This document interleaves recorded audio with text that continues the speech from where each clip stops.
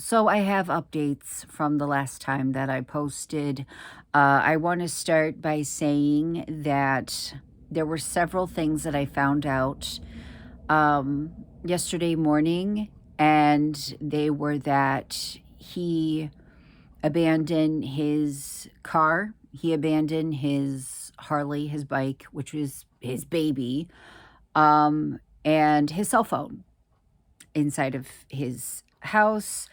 And the only thing missing from his home was a GUN.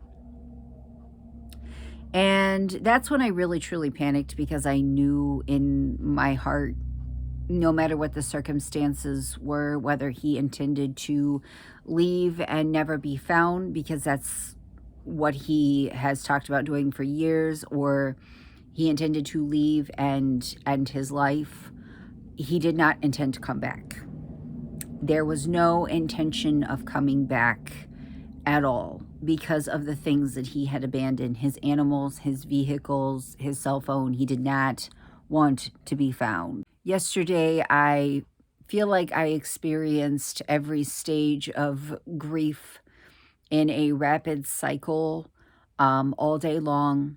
I was swinging wildly between being angry and being sad. I had a mental breakdown in the shower. Um, yeah, I mean, I don't, I, I don't even know. Somebody thought it was a good idea to create a public Facebook group, and of course, his story was being shared all over the world. And the public Facebook group, I felt, was going to be the biggest wrench in any kind of progress, because there were a lot of people that didn't know him, were never going to meet him, who were kind of trying to take the reins and like dictate everything. There was a lot of people that were helping search that didn't know him and were refusing to go further than his immediate area, even though there were several people, myself included, that have known him for decades. I've literally known him for 20 years. I met him when I was 13 years old. And he was working at Steak Escape in the mall. And there I was, this baby bat. And there he was, this older teenage boy with a red mohawk. And I just thought he was the coolest thing. And, we've just been friends ever since. And yeah, I mean, I he's the only person in my life that I'm still friends with, that I have known that long. He's the only person that I still am friends with, that I've known that long, because we just never lost contact. And I kept trying to tell people, he's always said, if he ever left for any reason, be it I want to disappear or be it I want to no longer be alive, you're not going to find me. You're not going to find me. And I just kept saying this. He's in the mountains. He's in the woods. He's in the hills. He's far away. He either hitchhiked or he got a ride, but he's gone. You can check everywhere around here that is not him. Take all of your expectations that you have, every true crime thing that you've ever watched, and throw it out the window. This man has thought long and hard and for years about this. And I know him. I know what he has told me. And the other people that know him know what he has been saying for years. And not only that, when he was younger, he would live out of a backpack. He was not afraid to disappear, and he was not afraid to go really, really far. He was not afraid to hitchhike or walk or anything, and nobody would listen to us at all. When I tell you to, a lot of the people in the group were just... I understand that you have to look at everything, every possibility, but like, his story was being shared all over the world. And there was just so much information in the group that I just read it and it made me roll my eyes, and I'm like, why? Like, you're this is probably me being salty because I was angry. and frustrated and felt this sense of urgency. I was like, why are we mucking up space with this? Like, there are important things that need to be, said. And, there's people posting about, oh my God, his reel had 600 views and now it has 7,000 views. What if he's logged into an account and watching them over and over and over again? I'm like, I finally said to somebody, his story is being shared all over the world, and people are going to his account and seeing what they can see. Because if you would look at the comments on his public post, there were dozens, hundreds of comments from people from all over the world. People who were like, I don't know you, dude. I never met you, but this, that, and the other, because his story was being shared so far. I was like, it's literally just people snooping. It's literally just his, what is happening to him is becoming a sideshow. And that's all that there is to it. And then something happened last night. Like, I sound fucking nuts, but I was laying in bed and I was like, I have to get up and I have to move. I have to get up and I have to move. So I started working out, and I worked out really, really hard for like 2 hours. And while I'm working out, the entire time I'm just thinking. I'm thinking and I'm thinking and I'm thinking. And part of me is like, why would he leave everything if he didn't intend to come back? And then part of me was like, he wouldn't leave everything, including his phone, unless he didn't intend to come back. Does that make sense? I'm like, what if he just put the dogs in the house and somehow the door got open and the dogs got out? I started running through all these scenarios, and suddenly I got hit with this feeling of, I think he's okay. I think he's okay.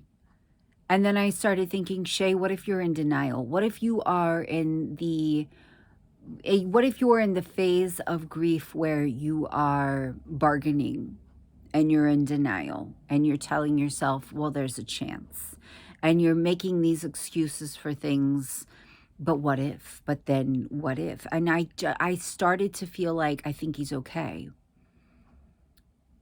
I think he's okay. And I don't know why, but I think he's okay. I don't know if he intends to come back, but what if he's okay?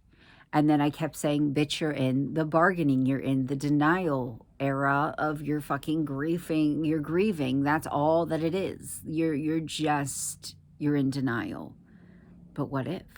I kept going back and forth with it.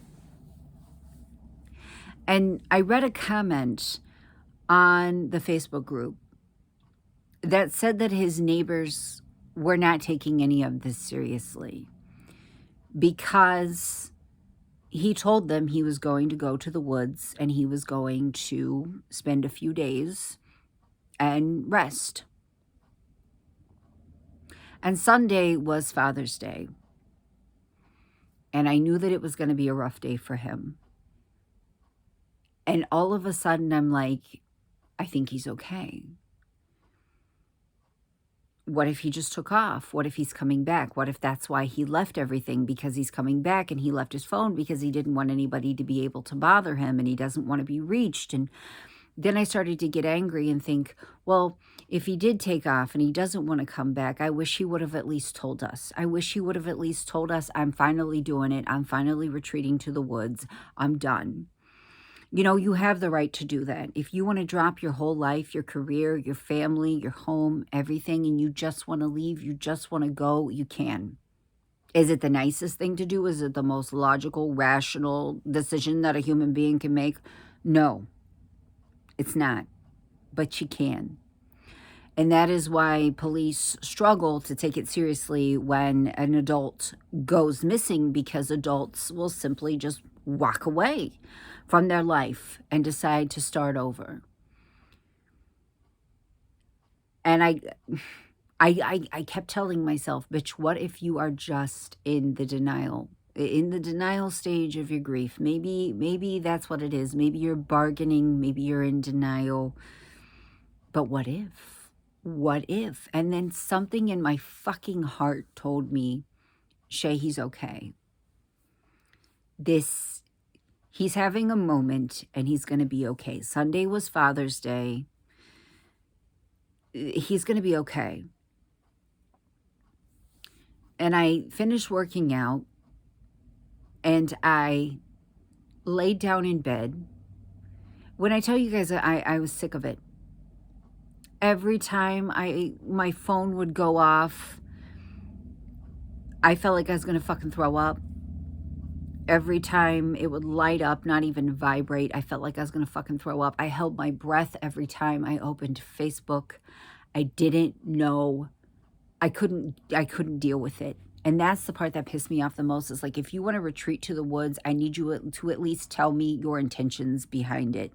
Are you going there to hurt yourself, or are you going there because you simply are done with society, which is something that he has been saying for a really long time. He just wanted to live off the land. He just wanted to go to the Appalachian Trail and be there.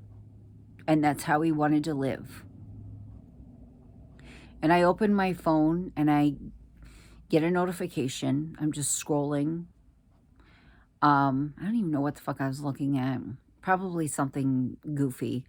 And I get a notification that he had posted in the group. And his post was a very long apology for wasting everybody's time, for wasting everybody's energy, for wasting resources, for putting everybody through the grief, for making everybody so sad and angry. But he was not coming back. He had no intention of telling anybody, not even his mother, where he is.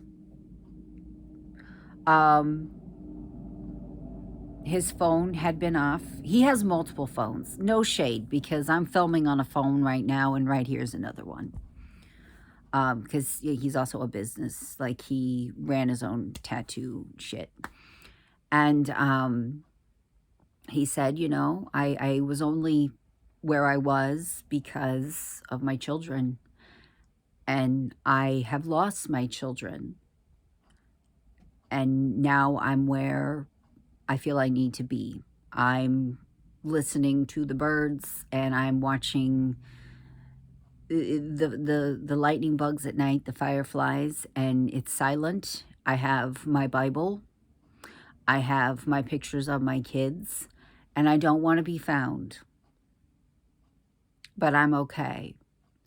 And he said that he took off when he did on Saturday night, because he didn't want to be there Sunday for Father's Day. But he is alive.